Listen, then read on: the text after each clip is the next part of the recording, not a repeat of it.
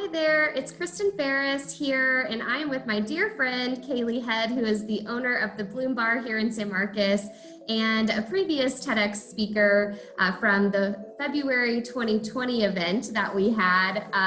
And we asked Kayli to do this update with us today because the world has shifted quite a bit since the last time we talked with you, Kayli. And so I'm wondering if you would share a little bit with us about how your business and the event industry as a whole has changed in light of the novel coronavirus pandemic.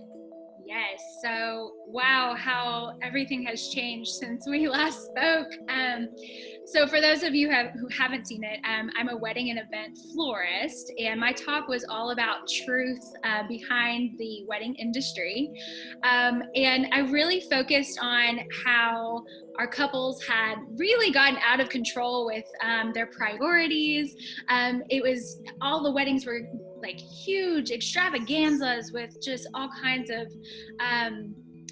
I don't want to say unnecessary things, but people were really focusing on throwing lavish parties and not really focusing on the marriage itself. I saw that as a trend that was happening, and I almost feel like I predicted the future. It was very strange because all of a sudden weddings could not happen.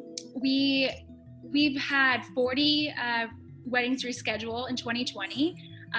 That being a main focus of my business, it was definitely disruptive, and it was a little scary. You know, we weren't sure when people could gather, and so especially for our couples, I mean, what a disruptive time. You know, you put all of this planning and all of this money into these events, but what I thought was really interesting, and it's a shift that has happened throughout the wedding industry, is now elopements and micro weddings they're a trend, whether that's a forced trend or not.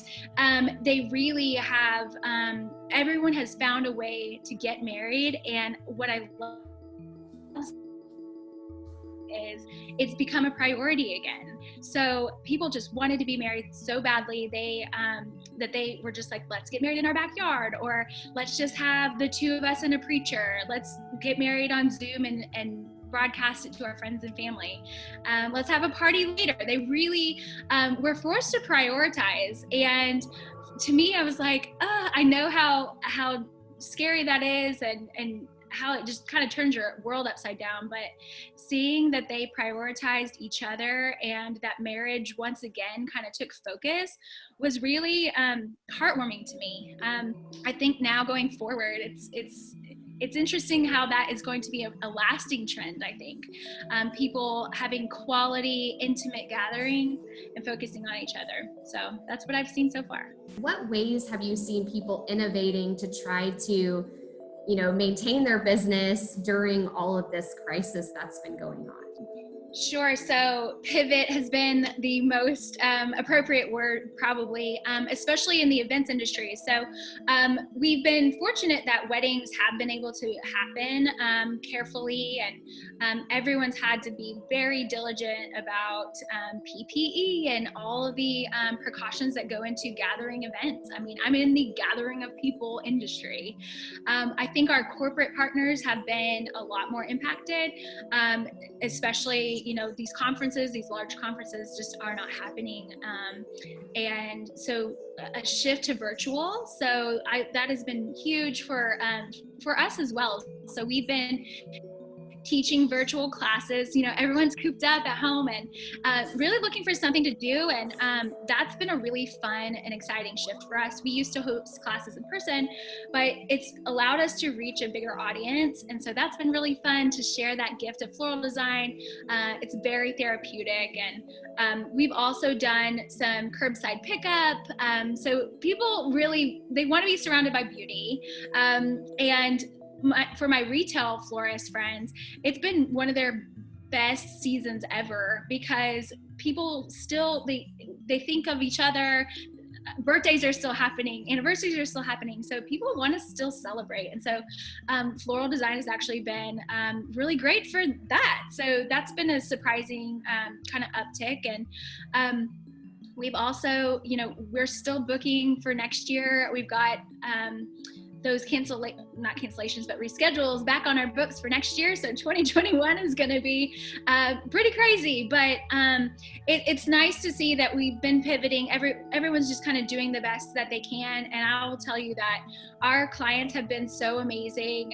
We've been trying to be very flexible with them, and same with us. So they've been really gracious. And when their big day comes along, they're just so grateful to be working with us and to be celebrating together. This coming year, our theme is Amplify, and we're really focused on amplifying voices. And so I'm curious to know how you feel that the TEDx platform has amplified your voice. Yeah, so I remember before I gave my speech, I remember being a little worried because I was really kind of putting it all out there as far as our industry and kind of exposing the behind the scenes of how it can be, and how that comparisonitis can really eat at our couples and as professionals. And so when I shared it, I had a lot of really great feedback from my vendor friends in the community. So fellow florists were posting it to their stories, and they're like, before you do anything, you need to watch this. This is so true. And so I got a lot of validation of like, I'm not the only one that feels this way. And people were literally sending it to their brides and to their couples and saying, you need to watch this. Like their friends that were planning weddings and all caught up and consumed, they were sending links, and it was like, you need to watch this. This is going to help you kind of reprioritize. And so that made me feel really good, and that my message is still valid. It's funny, even though things have changed, I'll still sit and I was like, this is in my TED Talk. Yes, it's still happening. So it just a lot of things go back to it. And so I was glad to get the opportunity to tell my story behind the scenes, and for it to resonate with my clients and with my vendor friends, and to make them feel like it's okay. You know, we don't have to it's Instagram world, and especially weddings and floral, it's very visual. It's very easy to get caught up in that. So to be that voice was really special for me, and I'm glad I had the opportunity to do it. How have you managed that line between, making sure that you're not encouraging people to like stop, with the wedding industry as a whole? So how do you navigate that? Yeah, for sure. And I think for me, it's my clients really appreciate me being honest. If I'm selling you something that you don't need, that's kind of icky. That's icky for me. I don't want to do business like that. And so I think that my clients appreciate that. Of course, if you've got the budget and you have these Pinterest dreams, I can do it for you. But it's one of those things that I think people appreciate, you being real with them. And it helps my relationships with my clients. They trust me. They know that I have their best interest in mind at the end. And so I think that's more important than anything. And it hasn't affected their spends, really. It's just affected our relationship in a really positive way.